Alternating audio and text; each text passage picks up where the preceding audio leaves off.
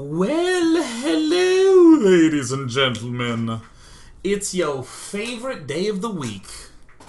It's daily day. Does anything else matter? Oh, come on, let's be honest. We're going to talk about Starcraft today. Ooh. It's June 11th, 2013, and this is daily number 593, where we learn to be a better gamer. In today's daily, we're going to do what I would call an introduction to simple hellbat mechanics in Terran vs. Protoss. Simple. No reason to jump super crazy in depth to the innovations, really cunning use of hellbats in TVP or 4GG, because it's pretty advanced. And also I don't have access to those replays. Fortunately, I do have the Hero vs. Ryung games from the World Championship Series North America Round of 4, WCS NA Round of 4. So we'll be looking at those games. In today's daily, we're going to be discussing the following. Here's how it works. Let me... a little scruffy today. More on the scruffiness later. We're going to talk about the basic idea behind Hellbat, why people are doing it. We're going to talk a little bit about what are some of the simple ways to go for it. Very straightforward. Not going to do anything too crazy in the opening. We're going to look at what Protoss can do that's bad and what Protoss can do that's good. So we'll be starting that in a moment. Before I do, let me just give a shout out to the best Starcraft 2 caster out there. You know his name. You know his name. You know him. He's cunning. He's sexy. He has a charming smile and little dimply face. I don't even know if he has dimples, but emotionally he does. His accent can make women swoon and make men drop their pants, even if they don't want to. None other than the wonderful Apollo, whom I had the pleasure of casting alongside this weekend. I think I laughed that weekend more than I've ever laughed in any weekend casting ever, and he's incredibly smart about Starcraft 2, which makes it really fun to cast with him, because we just goofball it up, and then we start talking about strategy, and it's really fun too, and then we goofball it back up again. That was like so fun. There was this moment where 4GG had just won his match against SOS. No one thought that was going to happen. I was like, whoa! So he comes out, 4GG's like cheering, and they sit him down, they interview him, and we don't have a translator. So Apollo and I just...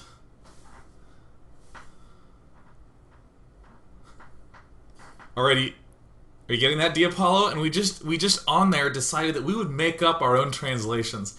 And it was perfect. A lot of people actually thought they were real. I was like, all right, D Apollo, he's saying that one of us would translate, the other would just answer. Neither of us knew it was going to go on. It's like, D Apollo, he says that Terran vs. Terran is his best matchup. Or the interviewer says that Terran vs. Terran is your best matchup, but coming up against MVP, do you think you can make it through? And we would just talk however long the Koreans would talk. And then D Apollo was like, 4GG says, I'm coming for you, MVP, I'm coming for you. Your heart is mine, your throne is mine. And people in chat were like, yeah, tell him 4GG. And I'm looking at the chat and I'm like, giggling my buns off. It was so good. But fortunately we had Chobra to do the real translations later on, and that guy is amazing. I love Chobra, he is the man. So I had a wonderful weekend. That was good. That's good. So shout out to Chobra and Apollo and the wonderful crew at OGN for being a pleasure to work with. I didn't get to work with Doa and Monte Cristo. Those assholes were casting when I was on the lounge and vice versa. But they're pleasant to eat Korean barbecue with. And that's enough for me. So let's talk a little bit about the Hellbat. We're going to watch 4 games today. Count them, 4 games. This game is going to be a quick intro to the concepts we'll be working with. And then in part 2, we're going to be looking at kind of a longer, weirder, more unorthodox kind of game. And we're also going to look at a really simple way for Protosses to just smack it down. Ouch. Jeez, that hurts. Wow. We're going to look at 2 games where actually Hellbat-based play wins and 2 games where it loses. Let's hop into the game with one simple concept in mind. Hellbats are great at killing zealots and stalkers. They're great at killing zealots and stalkers. Primarily zealots, really. So that's the big thing that makes them so good. In fact, I want to hop into the game right away, but I'll be telling a story at the start. We'll just be looking at various things on screen, assuming that my sound is not too loud. Good, it's at the 15% mark. So once upon a time, what did Protosses do? They started to figure out, wow, you can go for an early expand, and then I can build a lot of sentries, and my powerful Protoss units can hold off anything with good force fields. But Terrans started to learn, damn, force fields are hard to deal with. I'm not going to attack. And Protosses started to go, or Terrans started to go more and more towards the late tech. They started to do more things that involved starport-based play. They started to do more things that involved ghosts and upgrades and this sort of thing. So we saw Terrans stop attacking for much of the first 8-9 minutes of the game. So how did Protosses respond? They said, well, if you're not going to be doing that many attacks, I don't really need that many sentries, so I can actually get away with just 2. And then Protosses said, well, I have all this gas. What am I going to do with all this gas?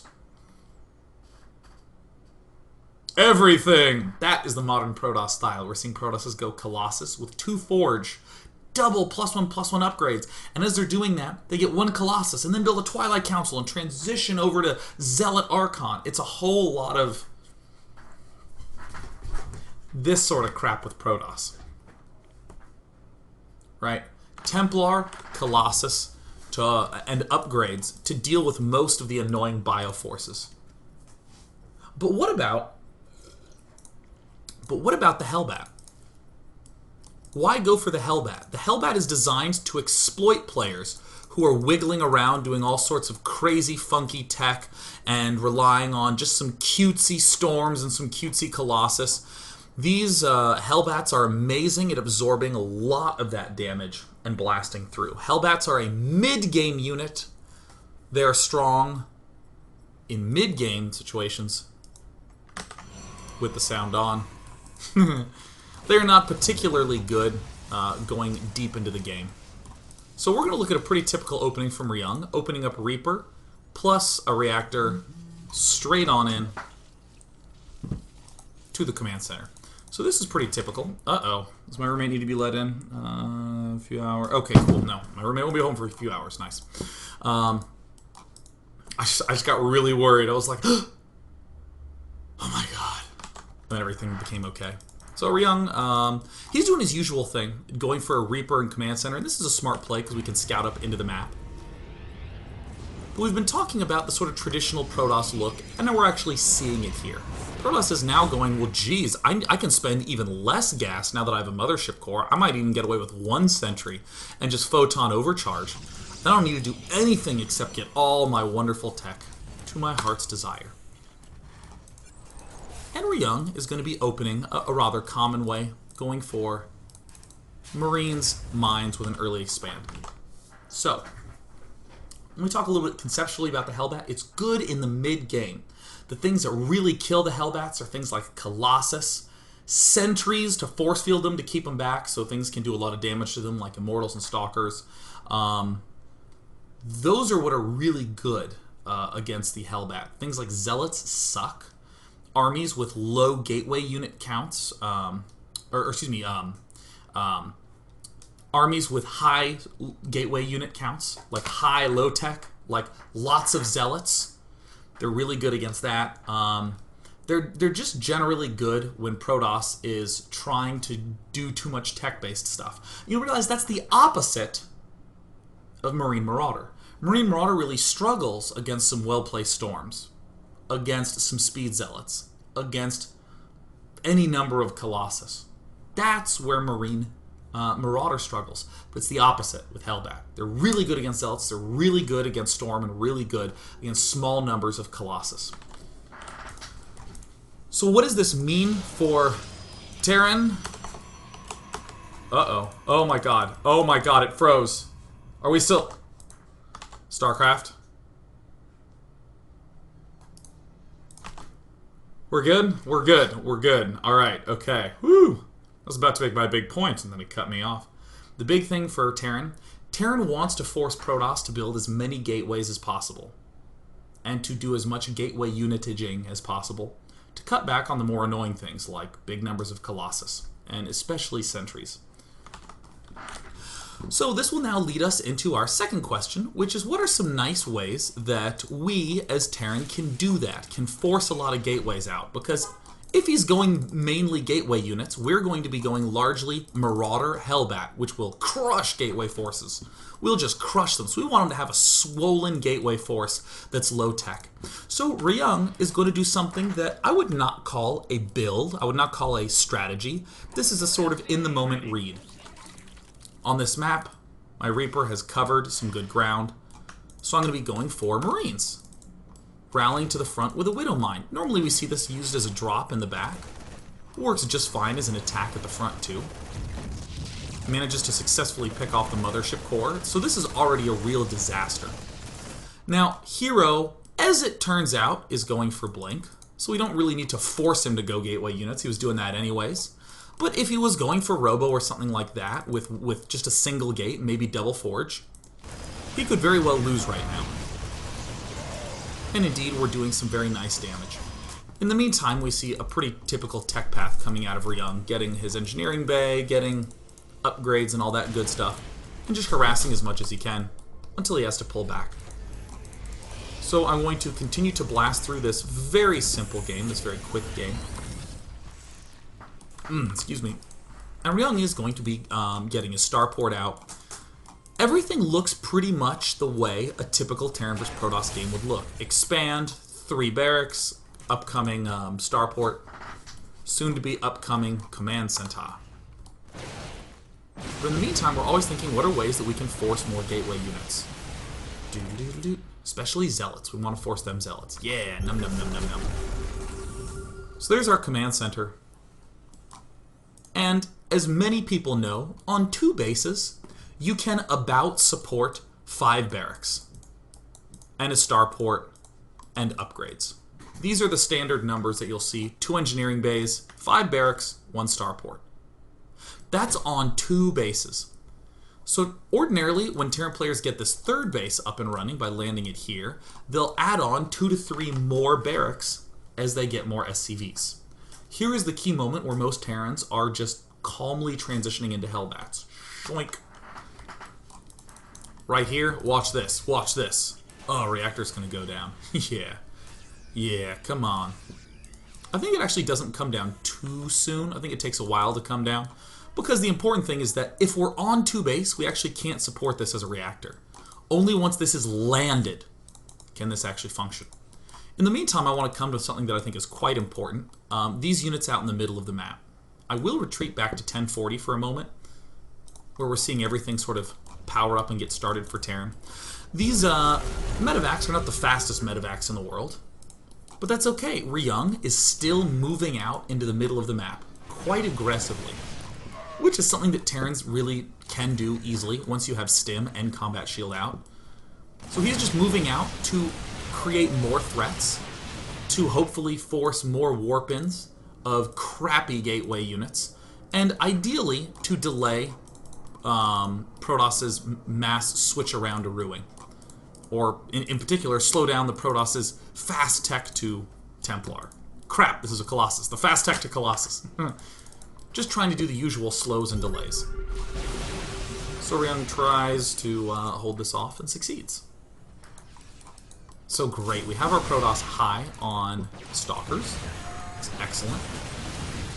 As a very typical follow-up, we're seeing Hero go for these gateway add-ons. You know, he doesn't really have a substantial army because he went for this blink play. He hasn't really done a lot of damage with the blink play. He hasn't really killed off any key buildings, so this is pretty common. If you got a really fast Robo and you had like 2 Colossus, very often it's common to take this 3rd here. So I want to stop for a moment and I want to... Did he build it? Yes, there he did. Excellent. I want to notice from the Terran side of things how a lot of this is nice and automatic. We are getting our 2nd engineering bay and our armory, so we can get our +2. And it's only at that exact moment that we begin to consider getting this reactor down. And we're seeing this command center finish up. Can we land it soon? Absolutely. So it's fine to get this reactor. And the 2-2 upgrades follow naturally. All this containing that's going on, also very natural. This is what's nice about going for hellbats. I know a lot of people, when they saw Innovation go hellbats, this recent WCS Grand Slam finals, they were just like, I'm gonna go hellbats. And then they would just go hellbats and have like a 15 hellbat, 4 marauder army with a bunch of medevacs and be like, why am I not innovation yet? That hurts me deep down because I feel like I am. I'm pretty sure I'm doing it right. But again, we don't want to completely throw away everything else that's awesome. So this doesn't. It remains awesome. I dare say bejugular. So yeah, reactor going down, very natural, very easy peasy. The only thing to make sure of is, do you get these refineries up early to get the upgrades up? I know that has nothing to do with hellbats, but a lot of people just get a late 4th gases Terran, and I can't have that. I'm so concerned on your behalf. Also, from the Protoss's point of view, I'm going to use old logic to explain why this is a good build.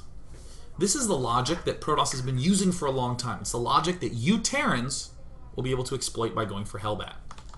Alright, I'm going to go Blink as Protoss for 2 reasons. One, I can harass with Stalkers, maybe pick some stuff off. And 2, whenever the medevacs do show up, I have that enhanced defense where I can say keep Stalkers back here, and when I spot a medevac, I can blink under it and kill it off. So this fast blink is good for early offense and mid-game defense. Well, I'm going to go ahead and transition into Colossus because, you know, I had to get the observers anyways to spot on the high ground, and a lot of people know that Colossus Stalker is just a nice solid composition. And Double Forge, very good because I can easily get away defending anything that the Terran throws at me early on. And then, since I'm feeling a little bit I'm going to go for these extra gateways to help round everything out. These gateways are very defensive that will help me stay alive because, again, I did go late Colossus. All that makes sense. There's a couple issues in here where, for instance, these forges, we actually are going to have quite a bit of trouble dealing with these forces without making gateway units. So in other words, we kind of have to make gateway units coming up here, which again is exactly what the player going Hellbat wants. Also, a lot of this is done under the guise of soon enough getting charge, 2-2, and going for a Zealot Archon tech. I want to note that this is 150 gas, this is 150 gas, this is 200 gas. We're spending a lot of gas. We're going for tons of gas. We're burning all our gas with these upgrades. So let's see what's going to happen as we go into the mid-game. This is really the most critical point of analysis. I think that in just a general meta sense, players will stop going for such aggressive double forges, or if they do, they will not be building this gateway. They'll be favoring Stalkers instead. More on that later, though. So we see Ryung. Oh, yep, see, here's this Twilight Council tech coming up. The Protoss perceives himself as very, very safe. This is kind of a cute little wall-off to make it a little bit harder for the Marine Marauder to get to the Nexus in case of photon overcharge. Ryung clearing everything out, taking himself a 3rd, beginning Hellbat production now that his 3rd is landed. Not 3rd Command Center done and in the main, but landed. We'll also note that Marauders are the other core piece. Many players nowadays are not getting this extra reactor, and by nowadays I mean in the last week. They're not getting this extra reactor, they're getting an extra tech lab. So here's another critical piece to the puzzle. To be able to withstand pushes like this seems like kind of a scary push. We shouldn't be trying to get a ton of Vikings here. Medevacs are more important for killing Colossus early on than Vikings are. And also, extra medevacs make sense with our Hellbats coming up. Colossus are not really amazing against heavy medevac armies with lots of Marauders. This was not exceptional micro by Ryung. The angle was bad for Hero, but very unexceptional micro from Ryung in wide spots. So traditionally we would perceive the Protoss player as behind here. Not boned, but behind. Protoss would, of course, go for this double forge production, getting 2-2, would build all these Zealots to hold this off. Unfortunate that Hero lost this expansion, but we can see that Hero is not going to really lose all that much. He lost this expansion, he lost the Templar Archives, but he actually killed off more than he lost in that fight. So this is actually a point where Protoss would start to think, alright, cool, I'm going to go for 3-3 and stabilize. But this is what makes this Hellbat move so strong. We can simply continue to apply pressure. We don't have to sit back. Very often players would want to sit still until they had a lot more Vikings. We won't actually have that much. Actually, more so prefer additional medevacs here. Even beyond that. And we sometimes will see Hellbats in huge numbers, but we don't need it in huge numbers. We just need some Hellbats, and then some of everything else, and a lot of Marauders! The Marauders are actually the sort of hidden important piece to this. As much as people love to be like, Hellbats are stupid. But look at this. These Zealots are not going to do much. The Stalkers are not going to do much, because we have so frickin' many Marauders. And the Colossus will be the biggest, scariest, damage-dealingest part of this entire composition. However, I have planned out something to show you. I'm going to select all of these and all of these. I think that's right. I don't think there's anything else I wanted to do. So there's two final things I wanted to show you in this fight. I'm going to show you them one at a time. First, we're going to look at this Zealot count. Very high Zealot count at 20, not including these 4 that are about to warp in. Oh, never mind. It is at 20. Okay. And look at these 4 Hellbats. This angle is not good for Protoss. The number of Hellbats is not very high. But I want you to see the hit points of these Zealots plummet down to virtually nothing as these Hellbats take a while to die. Because obviously they're getting healed. Look at this little pocket right here. There's not a lot of surface area of Zealots attacking anything but the Hellbats. So now finally the 3 Hellbats in the front die. All the Zealots are dead. And we are once again in this position where the Colossus can't exactly defend themselves. The worst thing to happen to this in this entire battle is the Zealots with the force field wall dealing a lot of damage.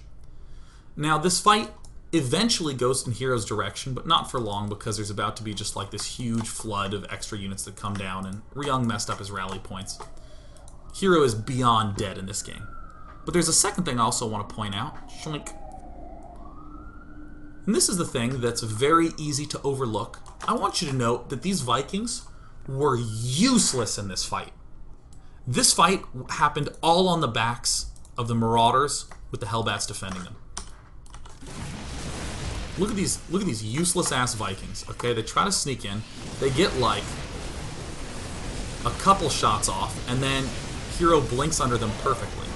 So it's very easy in this spot as Protoss to be viewing the Vikings as the biggest threat, trying to pick those off. And indeed, Vikings get annihilated. Colossus get to stay alive completely. However, the Zealots evaporate thanks to the Hellbats with the additional support on the ground. Very uncommon, actually, to have the Zealots have anything in their way. So we see Ryung able to pop out to the top. And perfect. Yet again, we have a bloated Gateway army, which is perfect for our follow-up. Again, pure mid-game army, Hellbat, Marauder, with just generally good control, no force fields in the way. We easily chase down everything. Okay, cool. So we'll do a quick review now, and a longer review when we come back. And also I'm going to go try to find some GIFs of me and Diapollo. Yeah, we're just going to try to force as many Zealots and Stalkers as we can, and then our Hellbat Marauder will destroy that. Really, really badly. And sort of interestingly, if we see players going for this over-focus on tech with not enough basic ground units, we'll just destroy them too, right? Like, just a couple of freaking helicopters. Man, that helicopter, that plane, whatever that is like totally distracting me. My ADD went crazy. Wow. The usual, like, low on sentry force, we're just going to roll over. And soon enough we'll see that sentries are the good answer, but we can clearly see how we're destroying Zealot armies pound for pound. And the Stalkers aren't going to fare too well either. So when we come back, we'll see a more longer drawn-out game from Ryung, where he's in kind of a bad spot, but we'll see the same principles coming in. That after this short break.